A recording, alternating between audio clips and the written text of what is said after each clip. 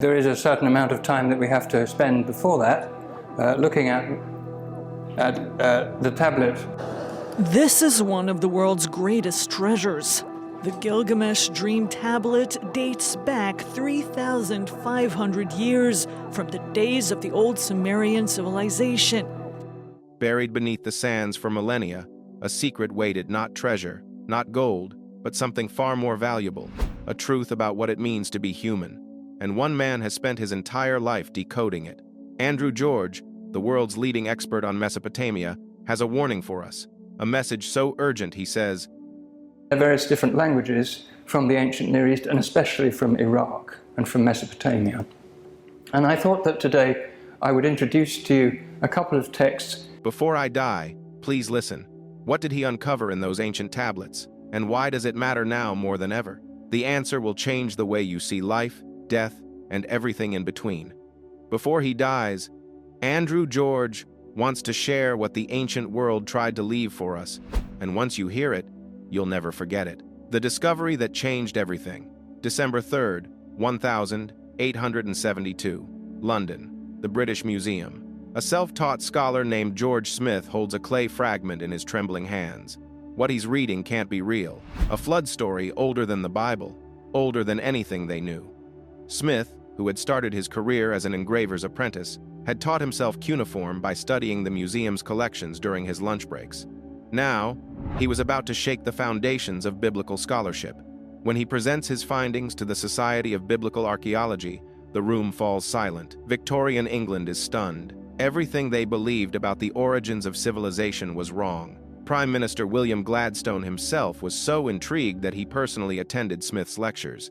But this is just the beginning. Smith knows these fragments are incomplete. Somewhere in the Iraqi desert, the missing pieces lie waiting. The Daily Telegraph, recognizing the magnitude of this discovery, offers 1,000 guineas a fortune at the time to fund an expedition. Smith races to Nineveh, driven by obsession, fighting against the elements, against time itself. In an almost miraculous turn of events, within just 5 days of excavating at the site of Nineveh, Smith discovers the exact fragment needed to complete the flood narrative. The odds of this were astronomical, like finding a specific grain of sand on a beach. He finds them, the missing pieces. The flood story connects, but the epic is so much more than anyone imagined. Tragically, Smith dies at 36 on his third expedition in Aleppo, struck down by dysentery in the Syrian heat. He never saw the full impact of his discovery, but his work ignited a fire that would burn for over a century, transforming our understanding of human civilization itself. Fast forward to the modern era. Thousands of fragments scattered across museums worldwide. Incomplete translations, misinterpretations. The true voice of ancient Mesopotamia is still trapped in academic obscurity. Then Andrew George dedicates his life to something extraordinary, recovering every fragment, every word, every nuance of humanity's oldest masterpiece. Born in 1955, George began his academic journey at the University of Birmingham, where he fell in love with the ancient languages of Mesopotamia. His 2003 translation for Penguin Classics would become definitive, working with 217 known tablets, 184 from the first millennium alone. But George didn't just work from the British Museum's collection. He traveled to collections in Baghdad, Istanbul, Berlin, Paris, and Yale, anywhere fragments of Gilgamesh resided. He examined tablets damaged by fire, tablets broken by time, tablets whose surfaces had eroded to near illegibility. Some fragments were no larger than a postage stamp, yet contained crucial lines of text. George spent decades learning to read these ancient voices, mastering not just Akkadian and Sumerian, but understanding the scribal practices, the regional dialects, the evolution of cuneiform writing itself. But George didn't just translate words. He recovered something we'd lost, a mirror reflecting our own souls across 5,000 years, an epic that refused to die. How does a story survive 5,000 years? The Epic of Gilgamesh wasn't written, it was born, evolved, transformed. In 2100 BCE, 5 separate Sumerian poems celebrated a king of Uruk, raw, powerful, performed in royal courts. These weren't just entertainment, they were performed in the temple schools called edubas, where young scribes learned their craft by copying these very texts. Archaeological evidence shows that student scribes in the ancient city of Nippur practiced writing by copying Gilgamesh stories, their clay tablets revealing the mistakes and corrections of learners thousands of years ago. By 1800 BCE, scribes in temple schools began merging these tales into something greater, surpassing all other kings, written in Akkadian. But then catastrophe strikes. Around 1720 BCE, the political landscape of Mesopotamia shifts violently. Southern cities like and Larsa fall into decline. Schools close. The epic migrates north to cities like Babylon and Mari, mutating with each telling. Archaeologists have found tablets with the same passages written in different dialects, showing how the story adapted as it traveled. The changing texts demonstrate how shifts in power and cultural influences kept reshaping the epic, making sure it stayed relevant through the years. Between 1300 and 1000 BCE, a major moment in the development of the epic takes place. Enter Sin-Leqi-un-Nini, a Babylonian scholar whose name appears in ancient catalogs as the author of the Standard Babylonian Version. He wasn't just a copyist, he was a literary genius. He doesn't just copy, he creates. The Standard Babylonian Version emerges, opening with the immortal line, "He who saw the deep, 12 tablets, a complete transformation." Gilgamesh becomes more than legend, he becomes a meditation on existence itself. But here's what haunts scholars. Only 2/3 of these tablets survive. The rest, lost, destroyed, waiting to be found. The most complete copy was discovered in the library of King Ashurbanipal in Nineveh, dating back to the 7th century BCE. Ashurbanipal, one of the ancient world's greatest collectors of knowledge, assembled a library of over 30,000 tablets. A whole lot. One of the clay tablets in this collection is the third. I showed you the little clay tablet when we started early on. Then we had the Standard of which was also one of the objects in the history of the world. When Nineveh fell to the Medes and Babylonians in 612 BCE, the palace burned, but ironically, this fire baked the clay tablets, preserving them for millennia. These tablets were used as the basis for modern translations and studies, such as that of Andrew George, whose work made the epic more accessible to present-day readers. The Babylonian epic tells a strong and consistent story. The first 11 tablets show Gilgamesh changing from a proud king to a wise and understanding leader who learns to accept his own mortality. Even now, new fragments surface. In 2015, a new fragment was identified in the Suleymaniye Museum in Iraq. In 2018, the tablet is worth $1.7 million. So when the Gulf War erupted in Iraq, it was looted from an Iraqi museum. Scholars translated previously unknown lines that added depth to Enkidu's descriptions of the underworld, each one revealing something we missed. The epic is still speaking, still evolving. This wasn't just literature, it was humanity learning to understand itself across millennia. The journey from power to wisdom. A king who had everything except wisdom. Picture a man, 2/3 divine, 1/3 human. Gilgamesh, the 5th king of Uruk, 26th century BCE. Archaeological evidence confirms he was a real historical figure. The Sumerian king list records his reign, and massive walls surrounding ancient Uruk, dating to around 2700 BCE, are attributed to him. These walls stretched 6 miles in circumference, protecting a city of perhaps 50,000 people, an enormous population for the ancient world. Unstoppable, cruel, arrogant, a tyrant who took what he wanted. The gods grew tired of his behavior. Their solution? Create his equal. Enkidu emerges from the wilderness untamed, powerful, innocent. The text describes him as created from clay and saliva by the goddess Aruru, living among gazelles, drinking at waterholes with wild animals. He represents the wild, uncivilized world beyond the city walls, a world that ancient Mesopotamians both feared and respected. When he and Gilgamesh first meet, they fight. A clash of titans. The tablets describe their wrestling match, shaking the doorposts and making the walls tremble. But something unexpected happens. They become brothers. This friendship transforms everything. Through Enkidu, Gilgamesh learns what he'd never known: compassion, humility, love. Their bond represents something revolutionary in ancient literature, the idea that friendship between equals can transform character and destiny. Together, they journey to the cedar forest to face Humbaba, the divine guardian. This journey may be based on actual expeditions. Ancient Mesopotamia had little timber, and expeditions to Lebanon's cedar forests were major undertakings documented in historical records. Kings like Gudea of Lagash boasted of obtaining cedar from distant mountains. They succeed, they're heroes, but the gods are displeased. Enkidu falls ill. The tablets describe his illness lasting 12 days, with Enkidu growing weaker, confined to his bed, unable to rise. And Gilgamesh, the mighty king who feared nothing, watches helplessly as his closest friend dies in his arms. The text captures his grief with devastating precision. 6 days and 7 nights I mourned over him until a worm fell out of his nose. This grotesque detail makes the loss viscerally real.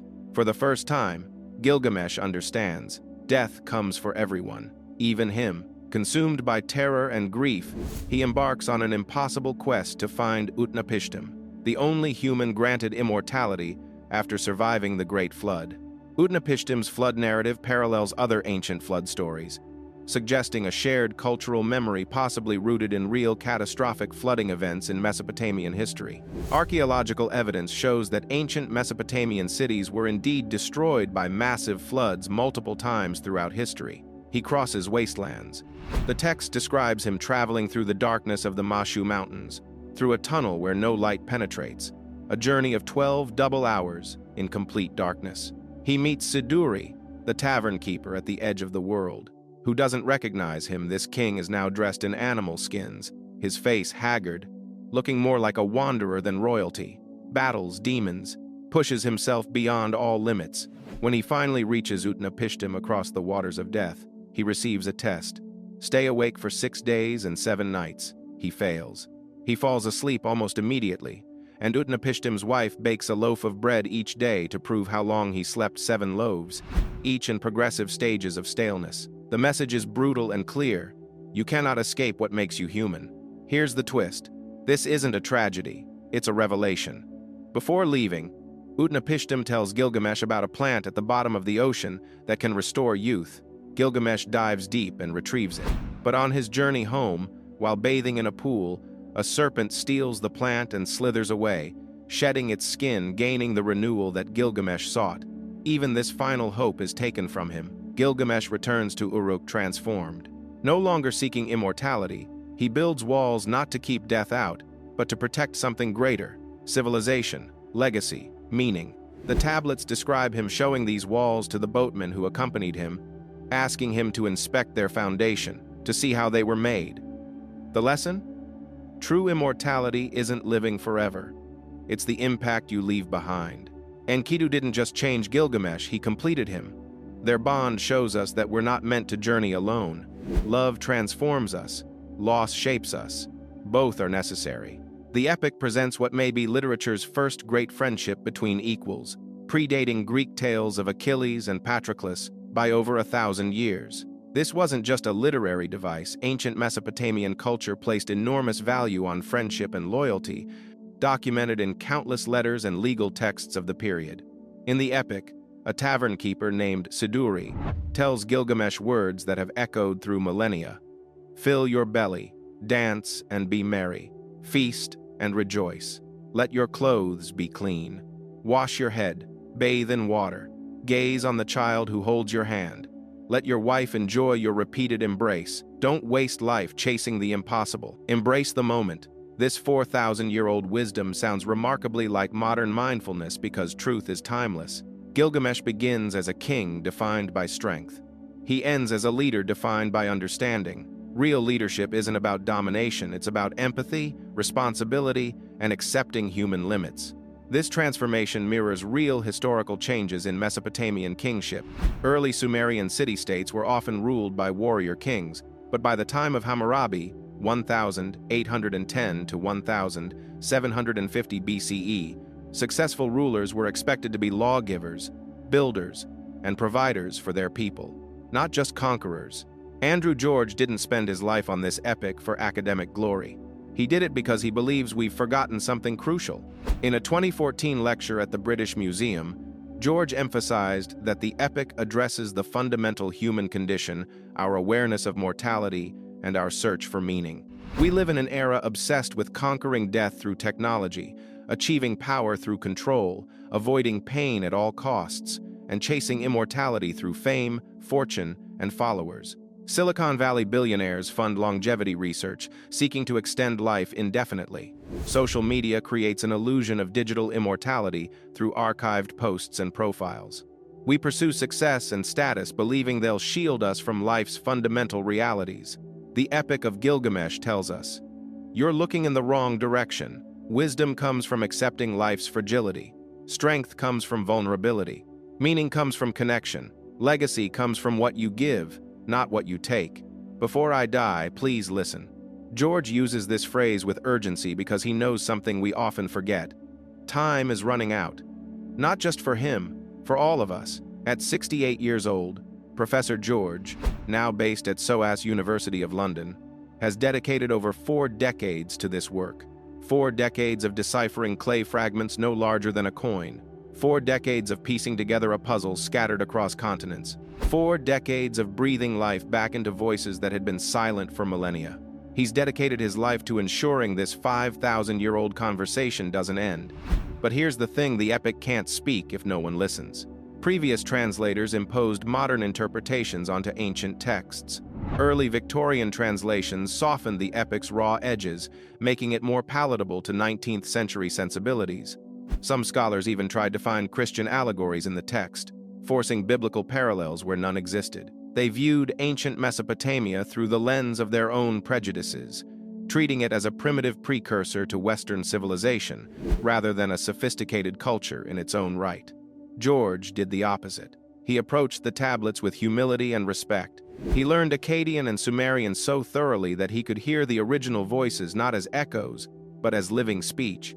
He immersed himself in the culture, studied the historical context, understood the scribal traditions. He compared every fragment, every version, every dialect. His critical edition, published in 2003, includes detailed philological notes on every variant reading, every textual uncertainty. He doesn't hide the gaps or smooth over the rough patches. He presents the epic as it truly exists, fragmented, multi-layered, sometimes contradictory, but profoundly human. His translation doesn't just convey words, it conveys souls. George's approach revolutionized how we understand ancient literature. He recognized that the inconsistencies in the text aren't flaws to be corrected, they're evidence of the epic's living history. Different scribes, different eras, different cities, all left their marks on the story.